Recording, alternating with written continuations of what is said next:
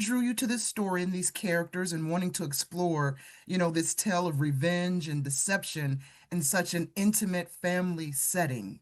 Carice, if you wouldn't mind kicking that off. I wouldn't mind. I love your color coordinated background, by the way. I love Thank that. you. I have to be honest and tell you it's not real, it's virtual. Is it? Yes. Well, but you chose it, you know? You could have chosen something else. Thank you for choosing books. Yeah. Well, yeah, because I'm projecting. This is what I'm building my bookcase to look like eventually. Yeah.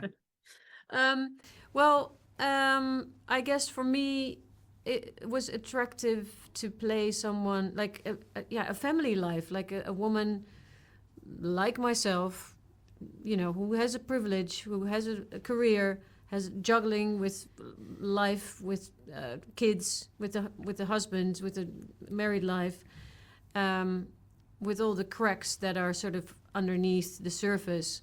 And a little bit of a somewhat lighter material than Game of Thrones, basically. Right on. What I like, as you're speaking, I'm thinking of this. What's interesting about the show, what happens is like Carice and I have these family spats or disagreements or whatever that are normal in any kind of family, any kind of relationship. But then when the shit hits the fan, we're kind of forced together as the team that we originally were. Now that we're talking about it, I'm remembering kind of how we played that. So it's kind of cool to watch, us find a spark again in a way. Finding it's like us against the world. This isn't going to work unless we team together and trust one another. So in a way, it kind of reinvigorates our relationship, I think. So everyone should get a crazy, evil Manny in the house to work on their relationship. Yeah. Now, speaking of that, Carice, what makes the Tanner family the perfect target for Adam's revenge? Well, I mean, there's personal motivation there, of course, which I cannot say much about. But of course, this is a so-called perfect life. They have everything. They have everything. So I guess if you want revenge to break that beautiful surface, I don't know. I mean, is that? Well, I think people think that money protects them from pain or from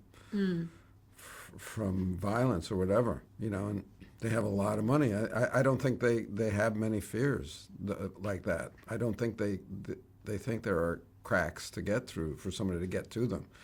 They invite that person in. That's how it happens. But they have got a lot of walls up between them and the world at large, so they feel safe. Hi, you must be Jamie. Yeah.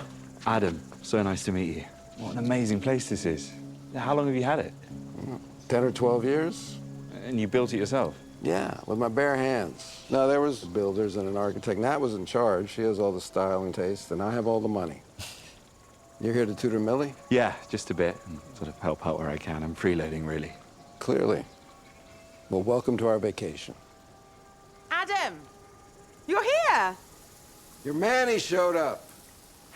Hey, Jules, this place is extraordinary. Yeah, I know. Why don't you come over to our house? I'll show you where you're staying. There's more. So nice to meet you both. See you later. See you later.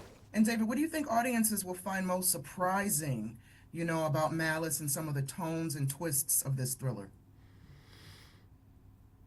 I think the magic trick and what's surprising about a show like this is that you kind of know what happened from the beginning. You kind of know what the story is, and the reveal is why, And as the coins or as the pennies drop or whatever, however that saying goes, you don't know. You can guess, but you're probably not going to know until the very end why this stuff is happening and why it's happening now. As we don't know either as characters in it. So I think that's the fun of it, is not like guessing, like who's the bad guy. It's not one of those. It's like why is this guy such a bad guy? What happened? And it's great for an audience to know something that we don't know. Yeah, right. They're ahead of us.